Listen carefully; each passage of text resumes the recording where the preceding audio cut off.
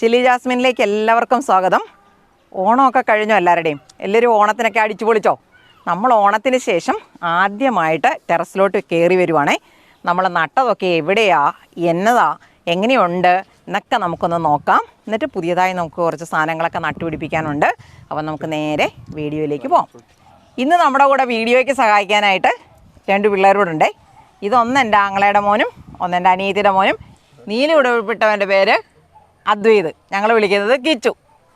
ഇവൻ്റെ പേര് എന്നാണ്, അതിൻ്റെ പേര് നിരഞ്ജൻ.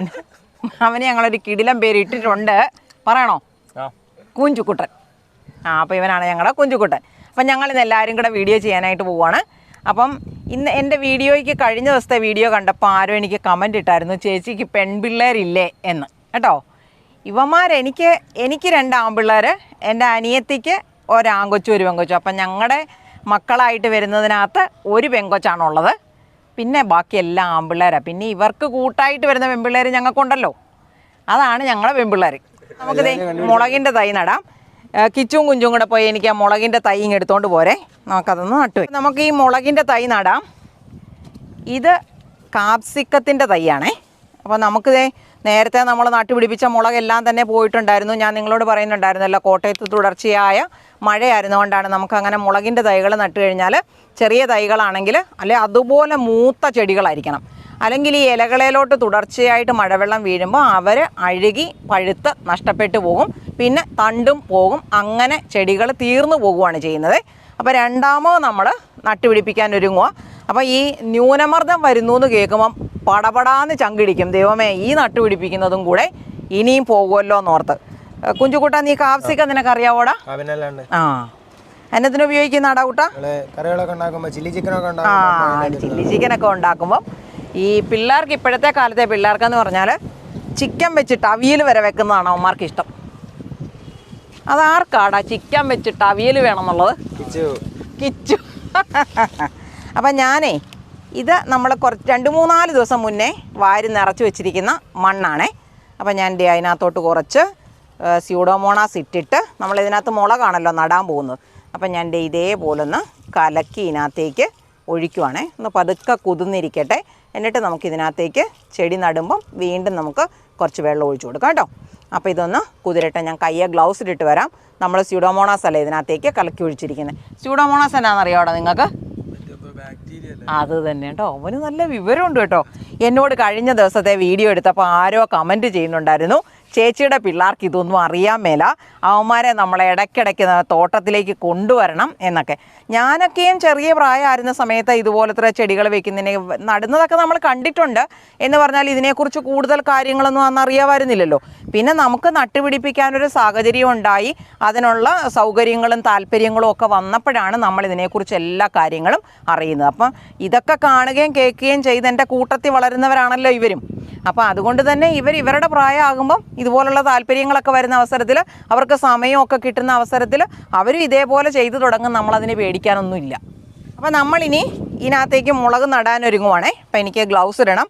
അപ്പോൾ ആ സമയത്തിന് കിച്ചുകൂട്ടം ചെയ്യാണ്ട് അവിടുന്ന് ആ ടാപ്പിനകത്തുനിന്ന് ഇച്ചിരി വെള്ളം എടുത്തു. അപ്പോൾ നമുക്ക് വെള്ളം കിട്ടിയിട്ടുണ്ട്. അപ്പോൾ ഇനി നമുക്കിത് ഇതിനകത്തേക്ക് നട്ടു വെക്കാം. ഞാൻ ഈ 3 സൈഡിലായിട്ടാണ് നടുന്നത്. കാരണം എനിക്കിവിടെ ഇപ്പം നടാനുള്ള സൗകര്യങ്ങളും ഇടയൊക്കെ വീണ്ടും കുറഞ്ഞിരിക്കുക. നമ്മൾ അതും ഇതുമൊക്കെ ഇടയ്ക്കൊക്കെ നട്ടുപിടിപ്പിക്കുമല്ലോ. അപ്പം മുളകൊക്കെ നടുമ്പോൾ ഒത്തിരി ആഴത്തിലേക്ക് നടണ്ട. അവരുടെ ചുവട് എവിടം വരെയാണോ മണ്ണുള്ളത് ആ ഭാഗം വരെ മാത്രം മണ്ണിനകത്തായി പോയാൽ മതി കേട്ടോ. ഒത്തിരി ആഴത്തിലേക്ക് നട്ടുപിടിപ്പിച്ചാൽ മുളക് തണ്ട് ചീഞ്ഞു പോകും. അപ്പം നമ്മളിതേ ഈ പ്രോട്രേക്കകത്തുനിന്ന് ചെടിയെ ഇങ്ങനെ പൊക്കിയെടുക്കുവാണേ. കണ്ടോ, ഒന്ന് നനച്ചിട്ടാണ് എടുക്കുന്നതെങ്കിൽ കുറച്ചും കൂടെ സൗകര്യത്തിൽ ഇളകിപ്പോരും കേട്ടോ. അപ്പം ദേ 2 വെച്ചിട്ട് ഞാൻ ഈ 3 സൈഡിലായിട്ട് നടുവാണേ. ചെറിയൊരു കുഴിയാണ് എടുത്തിരിക്കുന്നത്. എന്നിട്ട് നമ്മളിത് നടുക. അപ്പോൾ ഇതിനകത്തേക്ക് നമുക്ക് വേണമെങ്കിൽ ഒരു ഇച്ചിരി ചാണകപ്പൊടി ചേർത്തിട്ട് നടുവാണെങ്കിൽ നല്ലതാണേ. ഈ കുഴിക്കകത്തേക്ക് അവരാദ്യമേ തന്നെ നല്ല ശക്തിയായിട്ട് വളർന്നു വന്നോളൂ. അപ്പോൾ നമ്മളിതേ ഈ കുഴിയെടുത്തില്ലേ, അതിനകത്തോട്ട് ഞാൻ ശകലം ചാണകപ്പൊടി ഇട്ടിരിക്കുവാണേ. എന്നിട്ട് അതൊന്ന് ഇളക്കിയിട്ട് അതിനകത്തേക്ക് ഇത് വെച്ച് നമ്മളതിനെ അങ്ങോട്ട് മണ്ണിട്ട് മൂടും. കണ്ടോ, അപ്പോൾ പെട്ടെന്ന് തന്നെ അവരൊരു വേരുപിടുത്തം നല്ലോണം നല്ല ആരോഗ്യത്തിലുണ്ടാകും. ആ കുഴി എടുക്കുന്നതിനകത്തോട്ട് നമ്മളൊരു ഇച്ചിരി ചാണകപ്പൊടിയും കൂടെ ഇട്ടിട്ട് നടുവാണെങ്കിൽ. കിച്ചു, നിൻ്റെ വീട്ടിൽ ഇതുപോലൊക്കെ മുളകൊക്കെ നടുന്നുണ്ടോടാ? അമ്മ നടാറുണ്ട്. ഉണ്ടോ കുഞ്ചുകൂട്ടനോ? ഓ എനിക്ക് അറിഞ്ഞൂടാ. ആ കണ്ടോ, നിന്റെ വീട്ടിൽ ഇതൊക്കെ നടുന്നുണ്ടോ? ആ, നിന്റെ വീട്ടിൽ അമ്മയാണോ അച്ഛനാണോ ഇതൊക്കെ ചെയ്യുന്നേ? അച്ഛൻ. വിനയ്ക്ക് അതിനോട് വലിയ താല്പര്യമില്ല. ആ, രായമാമന്. എടാ ഇപ്പൊ പോകുന്നുണ്ടോടാ നിന്റെ അച്ഛൻ മറ്റേ പറമ്പി? എല്ലാ ശനിയാഴ്ചയും പോകും. ഒരു സന്തോഷമാണ് ശരിക്കും പറഞ്ഞാൽ ഞങ്ങൾക്ക് കൃഷിക്കാർക്ക്. ഇതേപ്പം ഞാൻ ഈ വെള്ളം കൂടെ ഒഴിച്ചു കൊടുക്കും. നമ്മൾ നേരത്തെ തന്നെ ഇച്ചിരി സൂഡോമോണാസ് ഇട്ടിട്ടുണ്ടല്ലോ. പിന്നെ നമുക്ക് ഇടയ്ക്കിടയ്ക്ക് ഇവർ കിളുക്കുന്നതിനനുസരിച്ച് ഇതിനകത്ത് നമ്മൾ സൂഡോമോണാസ് 10 ദിവസം കൂടുമ്പം അത് തക്കാളിക്കായാലും വെണ്ടയ്ക്കായാലും മുളകിനായാലും വഴുതനയ്ക്കായാലും നമ്മൾ ചെയ്തു കൊടുക്കണം കേട്ടോ. അപ്പോൾ ദേ ഇവിടെ ഒരു പാത്രം കാലിയുണ്ടേ. അപ്പോൾ ഇതിനകത്തോട്ട് നമുക്കൊരു വഴുതനച്ചെടി. എടാ നിങ്ങളിപ്പം മുളകിൻ്റെ തൈ എടുത്തില്ലേ, അവിടെ വഴുതനയുടെ തൈ ഇരിപ്പുണ്ട്. വഴുതനയുടെ ഇല കണ്ടാൽ അറിയാമോ? ചെന്ന് നോക്കിക്കേ, കാണിച്ചേ. ആ, ഇത് തന്നെ സാധനം. അത് അതെടാ, അത് അതെ. ആ, അതും വഴുതനയാണ്. നീ എന്നാടാ കളിയാക്കുന്ന പോലെ ചിരിച്ചത്? ശിവ, നിനക്കറിയായിരുന്നു ഇത് വഴുതനയാന്ന്? ആ, ഈയടി ആണല്ലേ.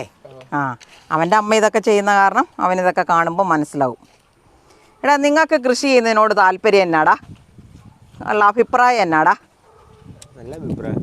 നമുക്ക് ഫ്രൂട്ട്സ് ഒക്കെ പറ്റിയാണ്. ആണോ? നമ്മൾ ഇന്നാൾ നീ വന്നപ്പോൾ റംബുട്ടാനല്ലേ എടുത്തേ അല്ലേ? അതവനെ. എടാ നിങ്ങളുടെ റംബുട്ടാൻ പഴുത്തോടാ? നല്ലതായിട്ട് വന്നായിരുന്നു. അത് പഴുക്കുന്നില്ല, വലിപ്പം വെക്കുന്നില്ല എന്നെല്ലാം പറഞ്ഞ് എൻ്റെ അമ്മ വേവലാതിപ്പെടുന്നുണ്ടായിരുന്നു. അതെന്നാ പറ്റി? കാലാവസ്ഥ അങ്ങനെ വ്യത്യാസം വന്നിട്ടായിരിക്കും അല്ലേ? അപ്പം നമ്മളിതേ ഈ വഴുതനയും കൂടെ നട്ടിട്ടുണ്ടേ. ഇനി നമുക്കേ ബട്ടർനട്ട് നട്ടിരിക്കുന്നിടത്തോട്ട് പോവാം കേട്ടോ. അച്ഛനോട് ചോദിക്കട്ടെ. അച്ഛൻ ബട്ടർനട്ട് കണ്ടിട്ടുണ്ടോ? ആ, കണ്ടിട്ടുണ്ടോ? എവിടുന്ന്? ഇവിടുന്ന്.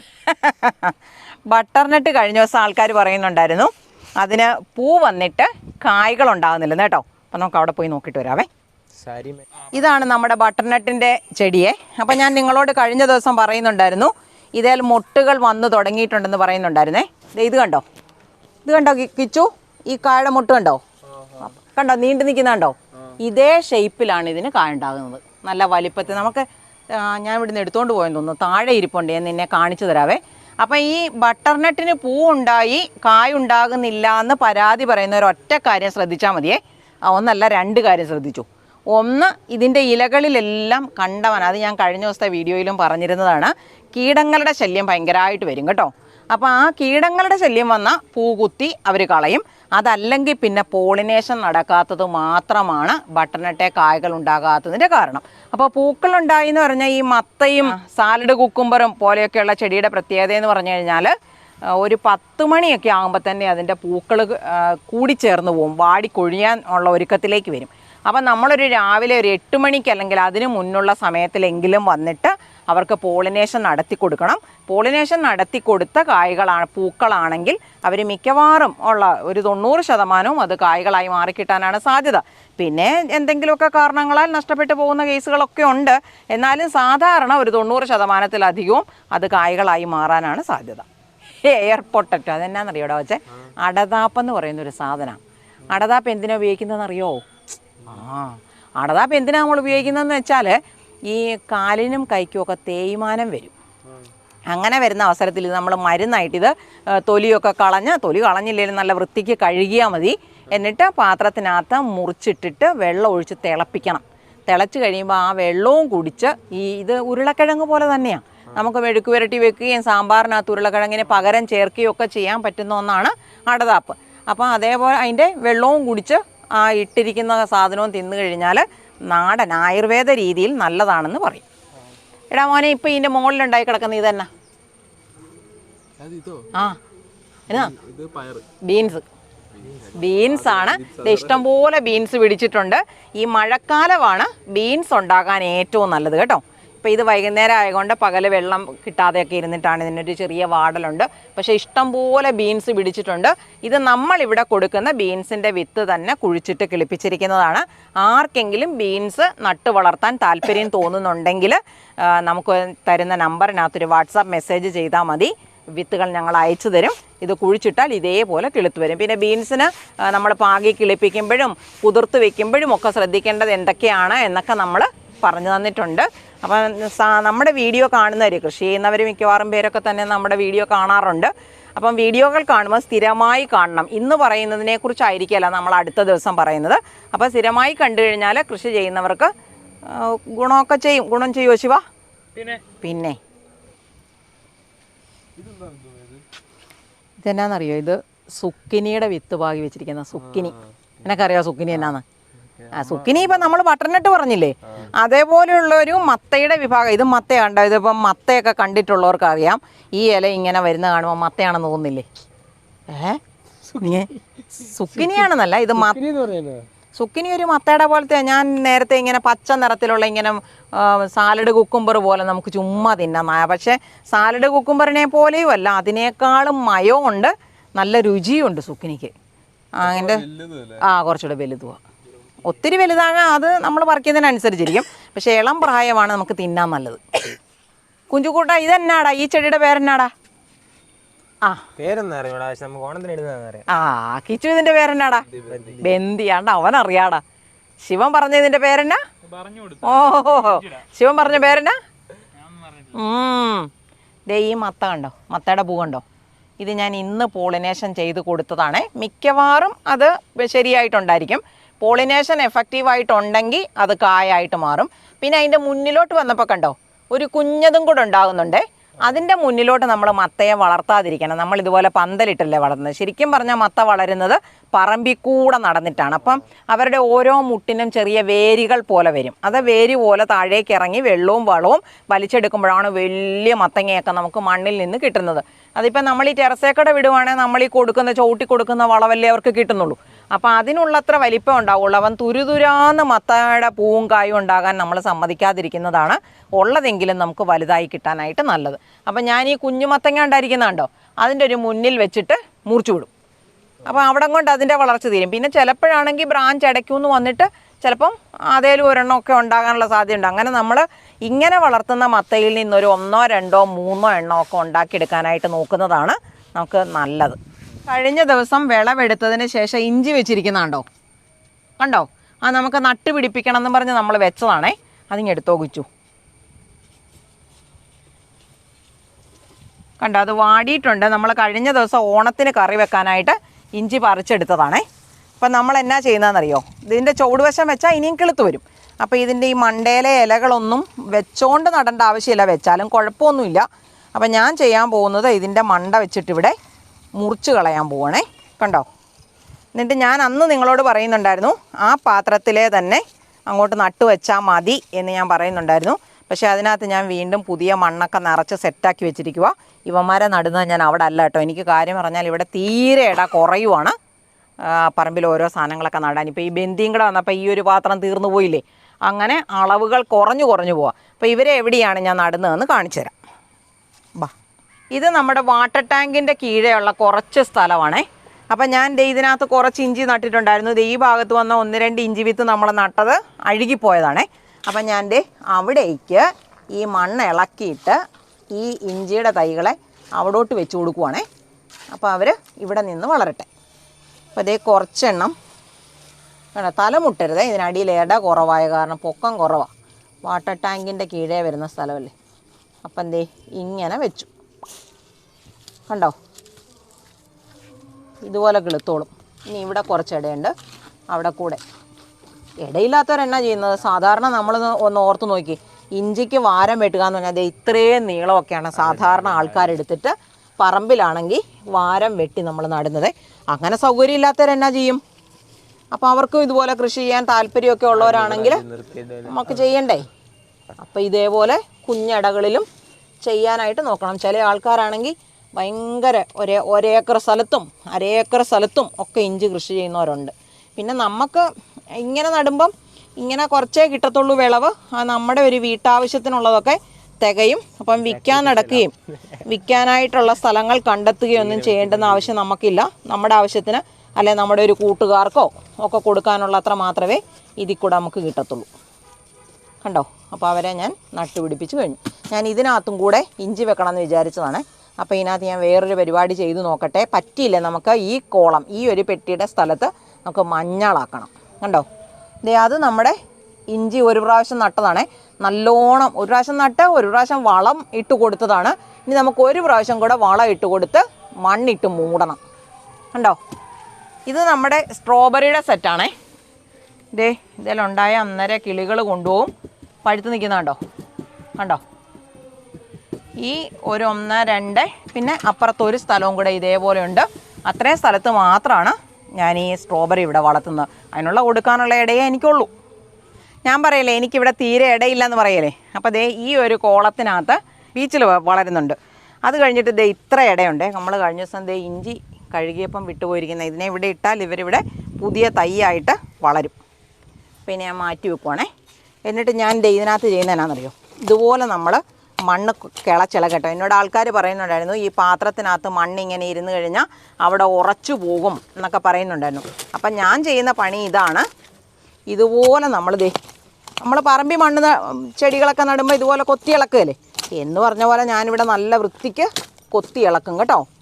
എന്നിട്ടാണ് നമ്മൾ ഇതിനകത്തേക്ക് നടുന്നത്. ഇപ്പം ഞാൻ ഇതിനകത്തേക്ക് ഒരു ചുവട് പടവലം നടാൻ പോവുകയാണേ. അപ്പം കിച്ചു ഇവിടെ ഉണ്ടായിരിക്കുന്നതിനകത്ത് പടവലത്തിൻ്റെ തൈകളുണ്ട്. നിനക്ക് കണ്ടാൽ തിരിച്ചറിയുമെങ്കിൽ എടുത്തോണ്ട് പോവാം. കൊച്ചൊരു കാര്യം ചെയ്തേ, നമ്മുടെ മുമ്പ് സൂഡോമോണാസ് എടുത്ത് എന്തി അവിടെ പാക്കറ്റിനകത്ത് ഇരിപ്പണ്ണി എടുത്തോണ്ടോ. 3 ഉള്ള മോനെ അതിനകത്ത്. എടാ മോനെ അവിടെ ഇനി ഉണ്ടോ? ഞാൻ ഇതുപോലെ കിളച്ചിളക്കിയതിന് ശേഷം അതിനകത്തോട്ട് കുറച്ച് മണ്ണങ്ങ് ഇടുവാണേ. അങ്ങനെ മണ്ണിട്ടതിന് ശേഷം അതിനകത്തോട്ട് ഇത് പടവലത്തിൻ്റെ തൈകളാണ്. ഇതിൻ്റെ നമ്മൾ ഇത്തരത്തിലുള്ള തൈകളെ എടുക്കുമ്പോഴേ ഈ പ്രോട്രയുടെ ഈ ചെറിയ ഇതുപോലത്തെ കുനിപ്പില്ലേ അവിടെ ഒന്ന് പ്രസ് ചെയ്ത് കൊടുത്തേച്ച് എടുക്കുവാണെങ്കിൽ വേരൊന്നും പൊട്ടിപ്പോകാതെ ചെടി കിട്ടും കേട്ടോ.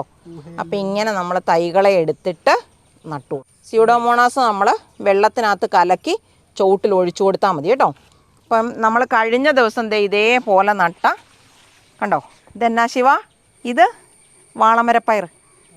കിച്ചുവിനറിയായിരുന്നോടാ ഇതെന്നാന്ന്?